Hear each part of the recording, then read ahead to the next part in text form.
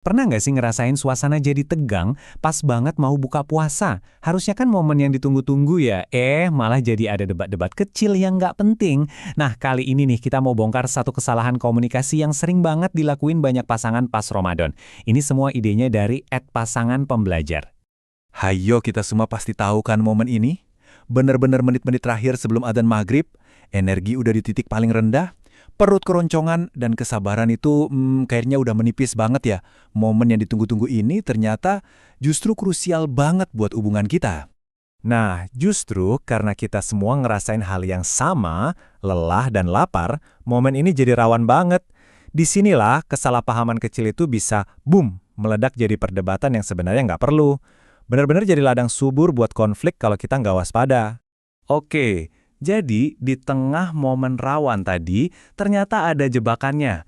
Sebuah pola komunikasi yang seringkali kita nggak sadar loh. Pola ini bisa mengubah suasana yang harusnya hangat nungguin buka, jadi tegang. Jadi jebakan apa sih sebenarnya ini? Yuk, kita bedah bareng. Coba deh, ingat-ingat lagi. Pernah nggak kamu memulai obrolan yang penting banget sama pasangan pas mepet-mepet mau buka puasa? Gimana akhirnya? Nah, pertanyaan ini nih jadi kunci buat ngerti inti masalahnya. Oke, saatnya kita ungkap kesalahan paling umum yang disebutin sama @pasangan pembelajar. Ini kedengarannya simpel banget, tapi percayalah, dampaknya bisa gede banget. Nah, ini dia. Sesimpel itu. Masalahnya itu bukan topiknya, tapi timingnya. Ketika kita maksa ngobrolin hal yang berat pas tenaga kita udah nol, kita itu sebenarnya bukan lagi nyari solusi. Kita itu lagi nyulut api. Udah pasti siap-siap aja komunikasinya bakal gagal. Terus, kenapa ya kita sering banget ngelakuin ini? Kenapa obrolan penting seringnya muncul di waktu yang paling nggak pas? Ternyata ada penjelasan psikologis yang masuk akal banget di baliknya. Ini bukan soal niat jelek, tapi soal gimana otak kita bekerja pas lagi capek. Ini dia nih penjelasan kerennya. Jadi pas kita lapar dan capek, otak kita itu otomatis masuk ke mode bertahan hidup.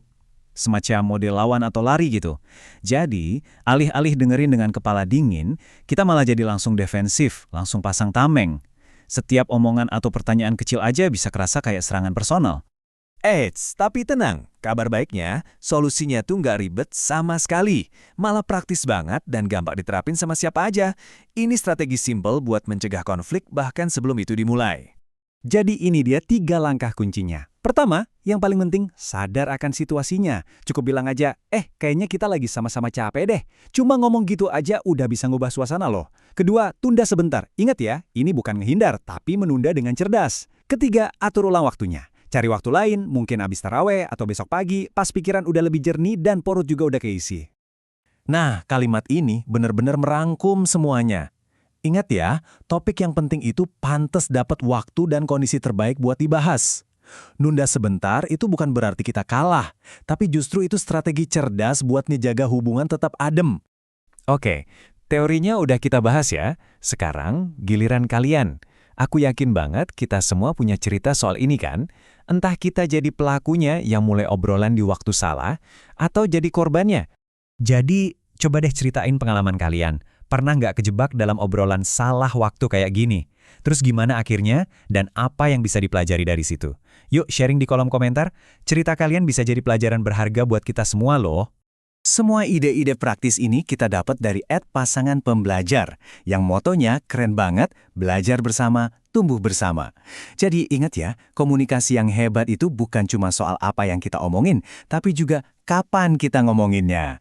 Makasih banyak udah nyimak, semoga Ramadan kita semua jadi lebih adem dan harmonis ya.